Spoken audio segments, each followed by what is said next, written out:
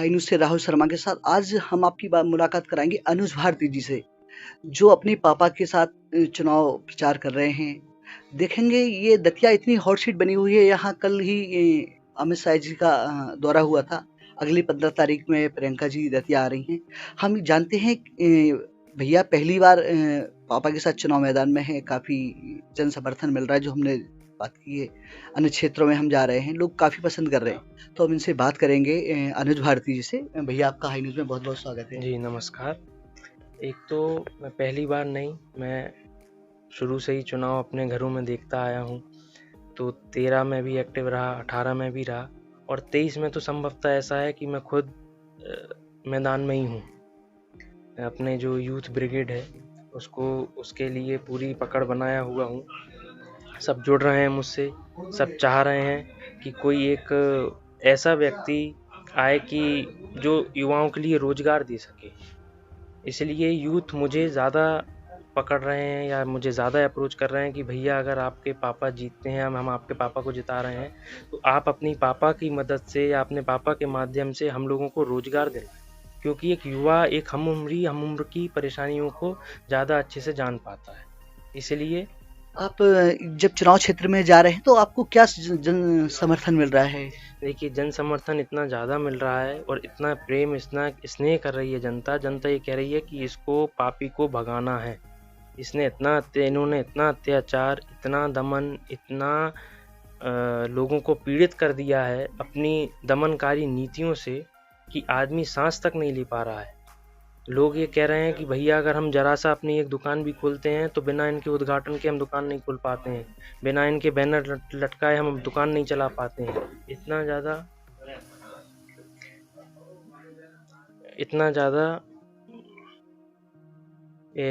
ज़्यादा इनने दमन और इतना अत्याचार कर रखा है, और पूरे परिवार ने, चाहे आप नरोत्तम मिश्रा की बात करें और चाहे उनके बेटे भतीजों की बात करें। उनके बेटे और भतीजे युवाओं को अपने पिता के गृह मंत्री पद के माध्यम से बंदूकों की जगह नौकरियां भी दे सकते थे, जिससे कि युवाओं का भविष्य तय होता, युवाओं का भविष्य अच्छा बनता। पर आप युवाओं के हाथ में या किसी के भी हाथ में जो पकड़ाओगे इंसान वो चलाएगा। आप नौकरी देते तो नौकरी से इंसान घर बार चलाता, रोजगार दिलाता। आपने बंदूकें दिला दी तो बंदूक ही चला रहा। आए दिन क्राइम हो रहे हैं, 16-16 साल के बच्चे बंदूकों के लाइसेंस कराए घूम रहे हैं, सबको धमकाते फिरते हैं, ऐसे बंदूकें ऊपर करते हैं कि कैसे मुझसे बोलोगे, मैं बताता हूँ अभी। इस तरीके की जो नीतियां हैं, इससे जनता भयभीत है, व्यापारी भयभीत है। और आप कहते थे कि गुंडागर्दी होती है, ये होती है, तो आप ये बताइए कि आपने जो गुंडागर्दी करते थे, आज वो आपके साथ में है, तो आपने उन पर क्या कार्रवाई करी? फिर आपने तो पार्षद बना रखे हैं गुंडों को, जो गैंग वॉर किया करते थे वो तो पार्षद बने हुए हैं। तो आप सजा दिलवाने का काम करते, आपने तो पार्षद बनाने का काम किया उनको। इस तरीके की नीतियों से, इस तरीके की बातों से जनता बिल्कुल मन बना चुकी है बदलाव का। जहाँ भी जाते हैं आदमी बोलता है कि चाहे कुछ हो जाए, चाहे कितना पैसा दें, कुछ भी दे दें, हम तो बदलाव करेंगे ही करेंगे। अभी आप देख रहे हैं भारतीय जनता पार्टी का जो मुद्दा है वो दतिया में विकास का मुद्दा लेके वो चुनाव मैदान में है। तो उनका कहना है कि काफ़ी मेडिकल कॉलेज, डिग्री कॉलेज, ये सारे कुछ कॉलेज यहाँ दिए हैं। तो इस पर क्या कहेंगे आप?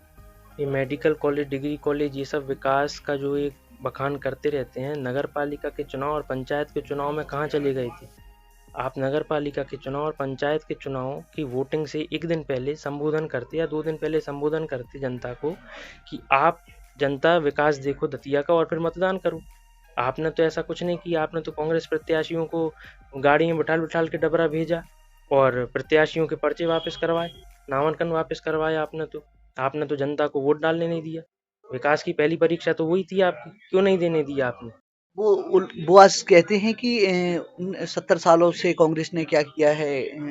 काफ़ी 35 साल आपके घर में भी विधायक रहे हैं, तो उन लोगों ने क्या किया है वो 18 साल का अपना विकास गिनाते हैं। देखिए, किसी भी नेता के विकास कार्यों का हिसाब जनता सबूत के तौर पर वोट के आंकड़ों में देती है। अगर आप 2018 का वोट का आंकड़ा देखें तो मात्र पापा 2000 से रह गए थे चुनाव जीतने में। तो पापा को 70,000 मिले थे, इनको 72,000। फिर कहाँ गया इनका विकास? आपका कुछ तो पापा ने किया होगा जो पापा को इतना वोट मिला। पापा ने व्यक्तिगत लोगों की नौकरियां लगवाई, स्टेडियम आया, राजघाट परियोजना आई, उससे किसानों को लाभ हुआ। ये अपना गिना है ना। अपनी बात करें, मेडिकल कॉलेज की बात करते हैं। मेडिकल कॉलेज जब 2013 में रतनगढ़ का हादसा हुआ था तब राहुल गांधी जी दतिया आए थे। उन्होंने जब यूपीए की सरकार थी उस समय बड़े अस्पताल में राहुल गांधी जी मरीजों को देखने आए थे। उन्होंने उस माध्यम से अपनी सरकार के माध्यम से, गुलाम नबी आज़ाद उस समय केंद्रीय स्वास्थ्य मंत्री थे, उस माध्यम से उन्होंने दतिया मेडिकल कॉलेज और शिवपुरी मेडिकल कॉलेज सैंक्शन कराया।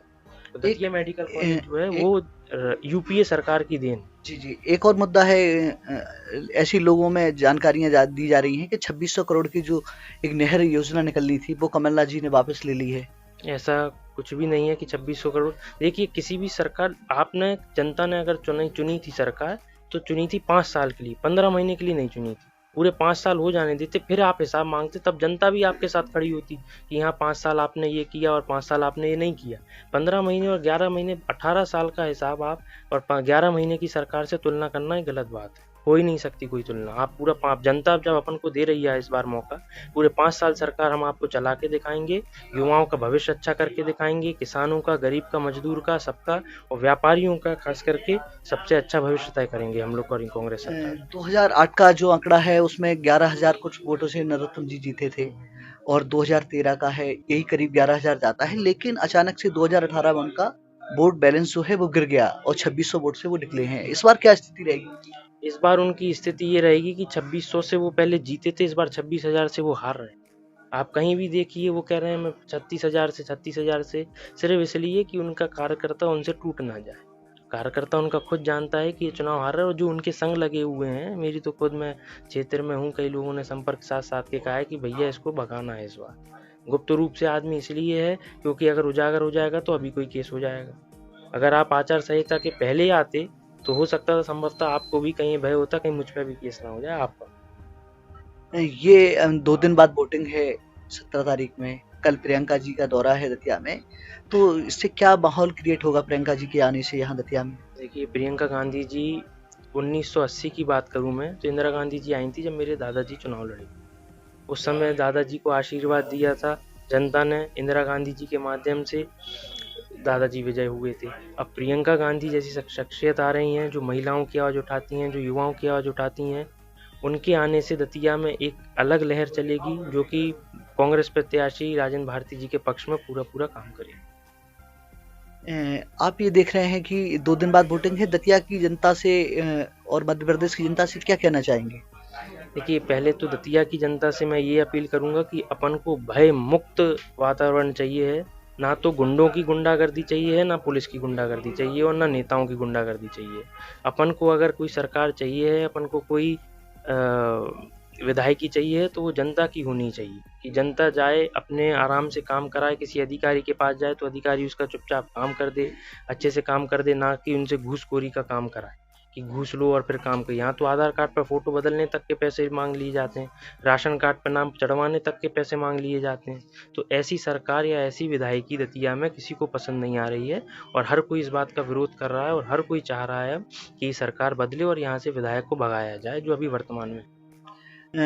2008 में आपके पिताजी अवधेश नायक जी चुनाव मैदान में थे, आज वो राजेंद्र भारती जी के साथ हैं, तो इस बार क्या माहौल बनेगा इन दोनों के साथ होने देखिए, से? उनके आने से बहुत ज़्यादा फायदा हो रहा है, और अवधेश चाचा के आ जाने से उनका जो वोट था वो भी अब कांग्रेस को मिलेगा।